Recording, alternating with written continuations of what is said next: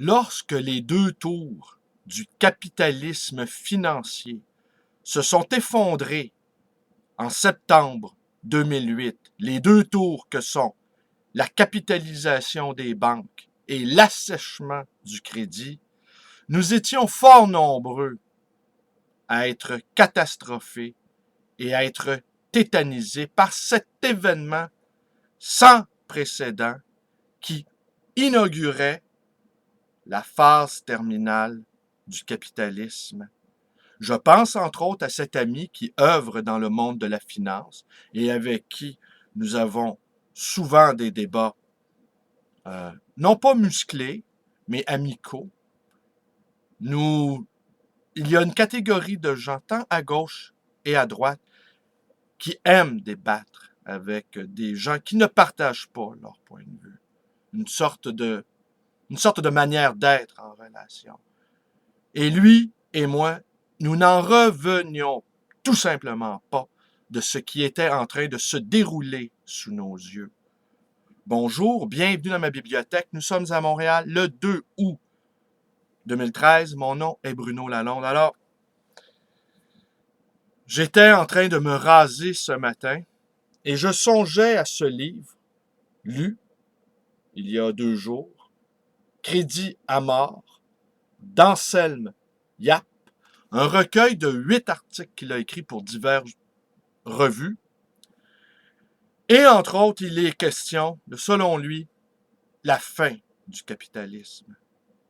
Et nous n'arrivons tout simplement pas à le croire parce que nous n'avons pas d'autres options.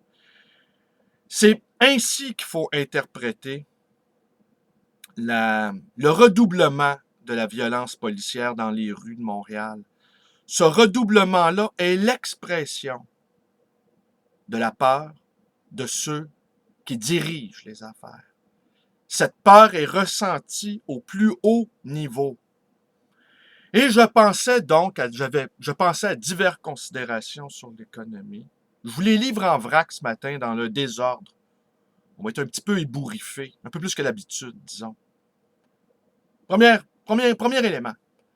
Saviez-vous que quand vous déposez de l'argent à la banque, eh bien, vous ne la déposez pas, en fait. Vous la prêtez. Et la banque vous signe une reconnaissance de dette. Autrement dit, et les contrats de banque ou de carte de crédit, ou même un simple appareil électronique, chez La Source, par exemple. C'est des pages et des pages et des pages. Et le vendeur vous dit de signer ça en quelques minutes. Évidemment, lorsqu'il est question d'un appareil à quelques centaines de dollars, c'est pas si grave. Mais lorsqu'il est question de plusieurs centaines de milliers de dollars, eh bien, c'est une toute autre affaire. Et j'ai pu observer que beaucoup de petits épargnants ont une confiance aveugle au système. Et en fait, compte, ils ont fait un acte de foi. Nous sommes dans le domaine du religieux. Alors, ils vont signer rapidement des documents sans comprendre qu'ils ne déposent pas leur argent. Ils prêtent l'argent à la banque leur signe un accusé de réception, et la banque utilise cet argent comme bon le semble. Le gouvernement canadien garantit les dépôts jusqu'à 100 000 $. Mais est-ce que ces dépôts-là, c'est une question que je me pose, est-ce que les dépôts de 100 000 $, disons que vous avez un demi-million et que vous déposez 100 000 $ dans cinq institutions différentes, est-ce que le gouvernement garantit les 100 000 $ dans chaque institution ou c'est seulement que le premier 100 000 $? Alors, vous ne déposez pas votre argent à la banque. Vous lui la prêtez. Autre chose aussi. Savez-vous que Warren Buffett, le grand, non pas spéculateur, mais il investit dans toutes sortes de fonds, le nom m'échappe. Au lendemain de la crise de 2008, c'est retourné vers le hardware, vers les produits de base, les commodités. dont, entre autres choses, les chemins de fer. Il a investi des sommes considérables dans les compagnies ferroviaires transportant des marchandises. Alors, quel est le lien causal entre cette multiplication de l'utilisation qui avait été précédée par la privatisation des chemins de fer par un investisseur majeur comme Warren Buffett? Est-ce que Warren Buffett a donné le ton ou Warren Buffett a saisi une occasion? Alors, ce que nous dit Anselm Yap, c'est que le capitalisme, donc, est terminé.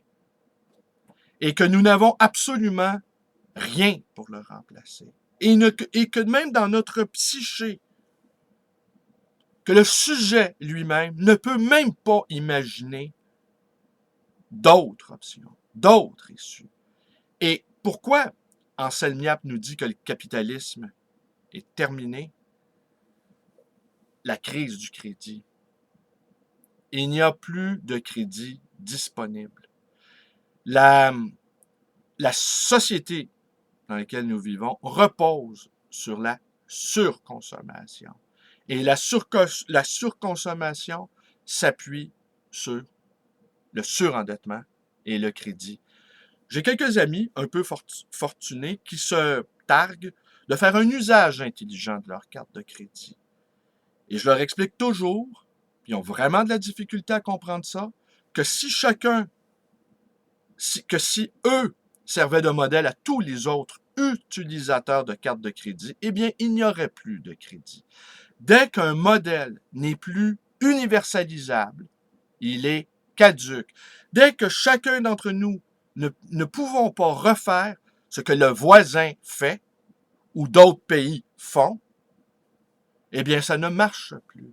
Cet autre ami qui achète des vêtements assez luxueux dans des friperies et qui en est bien fier, et qui également se donne en exemple, je lui dis toujours, oui, si tout le monde faisait comme toi, eh bien, tu te promènerais en haillons.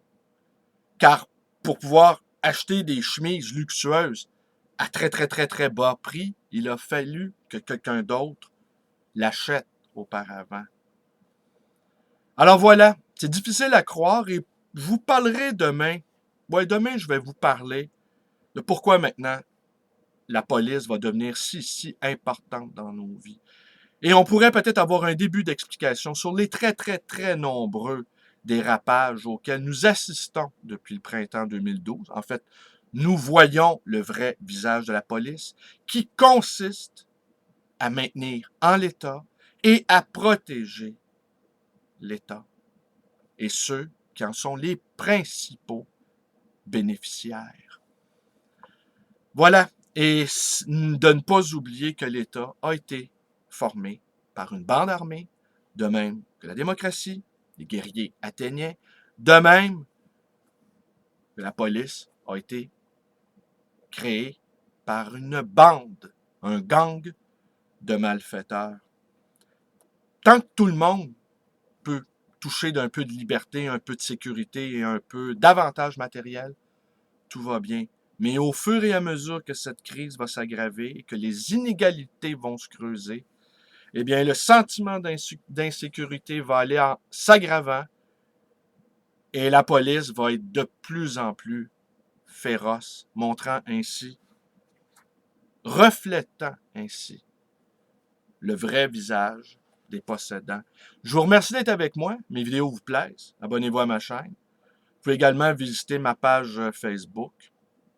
Plutôt hyperactif, le mec. Vous pouvez me téléphoner à ma librairie dans le 514-736-0999 et vous pouvez également me rendre visite en chair et en os, sans mes peintures de guerre, à ma librairie d'occasion et d'ancien, le livre Voyageur dans le studieux quartier Côte-des-Neiges à Montréal. Merci et bonne journée à tous.